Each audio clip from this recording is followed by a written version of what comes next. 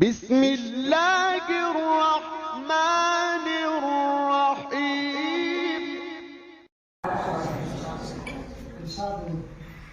پہلے پلکوں کو خم کیجئے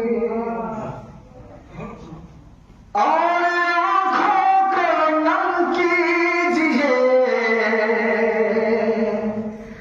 پہلے پلکوں کو خم کیجئے پہلے پلکوں کو خم کیجئے اور آنکھوں کو نم کیجئے پہلے پلکوں کو خم کیجئے اور آنکھوں کو نم کیجئے عشق و مستی میں پھر ڈوب کر عشق و مستی میں پھر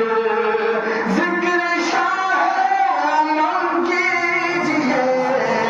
عشق و مستی میں پھر ڈوب کر ذکر شاہ عالم کیجئے پہلے پلکوں کو خم کیجئے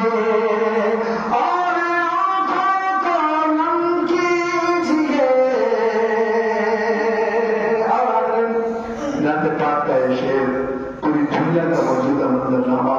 ہم تمام اہل ایمان اہل اسلام کی حالت پیش کرتا ہوں. میرے بھائی ظفر اقبال صاحب تشریف رکھتے ہیں. حضرت مفتی صاحب کا آپ سے مجھے نظر آ رہا ہے. میں ان کا بھی شکریہ ادا کرتا ہوں کہ انہوں نے یہ موقع مجھے فراہم کیا ہے. پیش کرتا ہوں میرے ساتھ پہلے پلکوں کو خم کیجئے اور آنکھوں کو نم کیجئے ڈوب کر عشق و مستی میں پھر ذکر شاہ عالم کیجئے ڈوب کر عشق و مستی میں پھر حد سے زیادہ پریشان ہے آج جتنے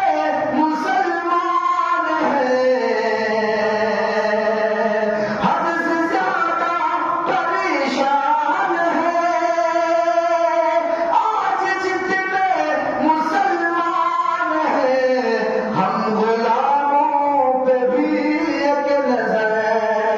ہم غلاموں پہ بھی ایک نظر تاجدار حرم کیجئے ہم غلاموں پہ بھی ایک نظر تاجدار حرم کیجئے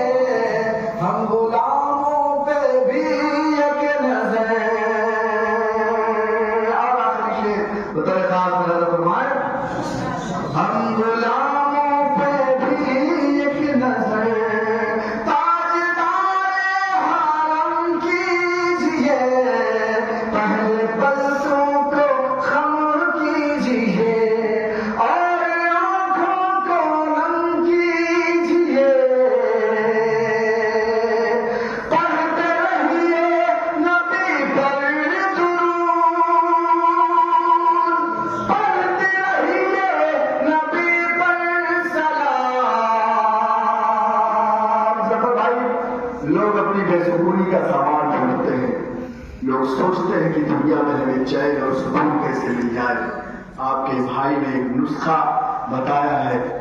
نعت پاک کے شعر کے حوالے سے. پیش کرتا ہوں میرے خاص زیادہ فرمائے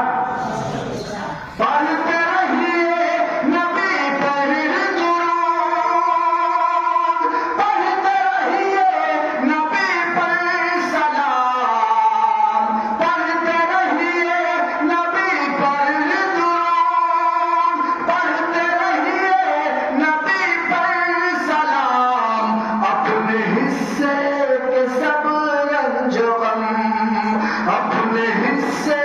کے سب رنج و غم ایک لمحے میں کم کیجئے اپنے حصے کے سب رنج و غم ایک لمحے میں کم کیجئے پہلے پلکوں کو خم کیجئے